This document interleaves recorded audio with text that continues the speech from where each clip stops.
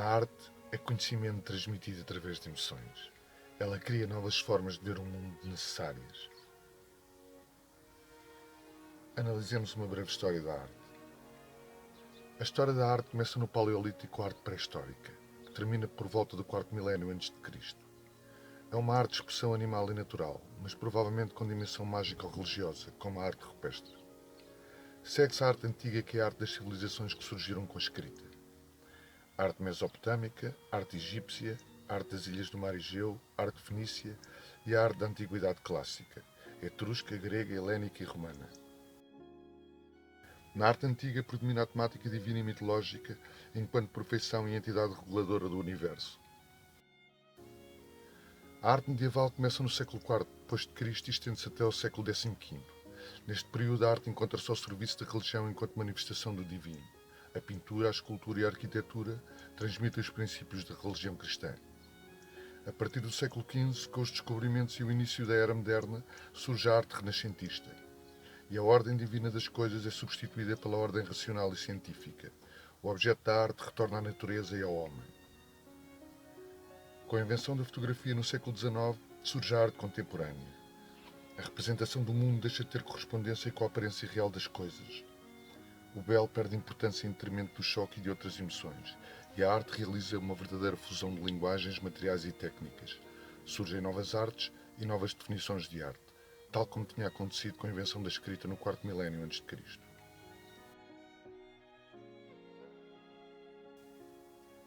A palavra arte tem origem no latim ars, que significava habilidade ou técnica, que por sua vez deriva do grego artis, que para além de técnica também se refere à conduta ou à maneira de ser e de agir, ética. Embora os gregos tenham sido os primeiros a preocuparem-se com o seu significado, a arte precede os gregos em vários milhares de anos. Para estes, a arte era a imitação da vida e da natureza. Isto reflete o paradigma cosmológico da sociedade grega na antiguidade clássica. Uma incessante busca pelo equilíbrio e pela perfeição ética e estética, projetada em divindades religiosas. Desta forma, e durante quase 2 milénios, o artista era o técnico que melhor imitava as formas naturais. Foi só no século XVIII que o filósofo Alexander Baumgarten criou o termo estética para definir a arte. Considerou uma questão filosófica enquanto parte da teoria da sensibilidade e revolucionou por completo o conceito de arte. A arte passa a ser aquilo que provoca emoções estéticas como o sentimento de prazer e o sentimento belo. Nos anos seguintes, as noções de estética e o conceito belo foram analisadas por Kant, Hegel e Schopenhauer, entre muitos outros. Para Kant, e em ruptura com o passado que tinha procurado universalizar o conceito belo, ele individualizou-o e tornou-o subjetivo. Para ele, são os sentimentos provenientes das sensações agradáveis que imitem o juízo do belo. O juízo estético provém do sentimento. Para Hegel, a arte é historicismo. É uma representação espaço-temporal do homem e da sua cultura. Para Schopenhauer, a arte é uma espécie de purificação. Através dela é possível cessar o desejo que nos guia cegamente pelo mundo dos fenómenos e aceder ao mundo na sua essência, em si mesmo, independente da interpretação humana subjetiva. Esta perspectiva é próxima do budismo, em que a função da arte se assemelha à meditação transcendental.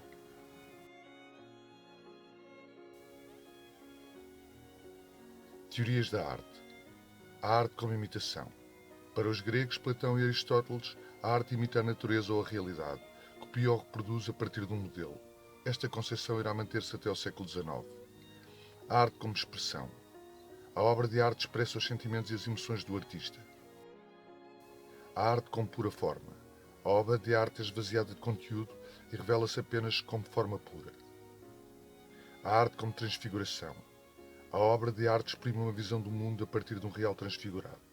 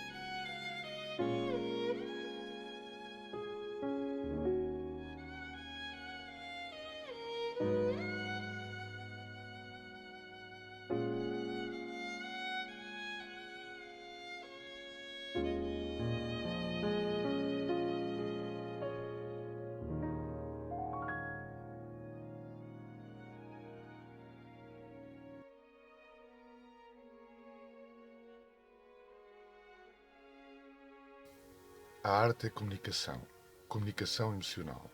Contudo, ela transmite os mais altos valores culturais e a vanguarda do pensamento humano em cada época e em cada lugar. A comunicação emocional é tão antiga como o género mamífero. Penso que todos os mamíferos têm emoções e que as comunicam através de expressões faciais, vocais e corporais. Até mesmo entre diferentes espécies essa linguagem é perceptível. Com a espécie humana surgem as ideias e a racionalidade. Desde então a arte surgiu como uma síntese entre o dualismo desses dois mundos opostos, o consciente e o inconsciente. É possível que a música seja tão antiga como o fogo ou a própria fala. Mas não creio que essa síntese seja acidental ou que vise somente o equilíbrio. Penso que ela vai ainda mais além. Ela indica o sublime epistemológico, aquilo que leva o homem no progresso da história, no conhecimento de si mesmo e do mundo. No processo artístico, a comunicação parte do inconsciente do artista para o inconsciente do espectador. São os seus impulsos inconscientes, pulsões, que racionalizados pelo consciente em sentimentos e ideias, tomam forma na obra de arte. Por sua vez, o espectador, através da percepção sensorial e estética, ativa no seu inconsciente a produção de emoções, que serão racionalizadas em sentimentos e ideias em conformidade com as ideias originais do artista. Estas ideias são novas formas de ver o mundo, sublimes e necessárias. Sublimes porque elevam a sociedade no processo da história e necessárias porque se enquadram na cronologia do conhecimento.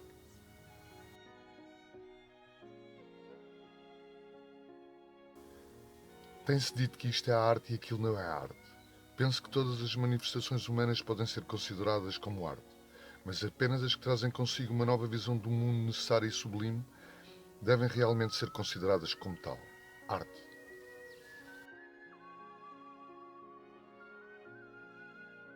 A partir da segunda metade do século XX, as ideias e as novas maneiras de ver o mundo sobrepõem-se à forma e aos objetos.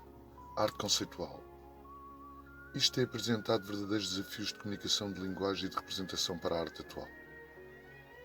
Nesse sentido, a teoria da relatividade de Einstein pode e deve ser considerada como uma das maiores obras de arte do século XX, sublime e necessária.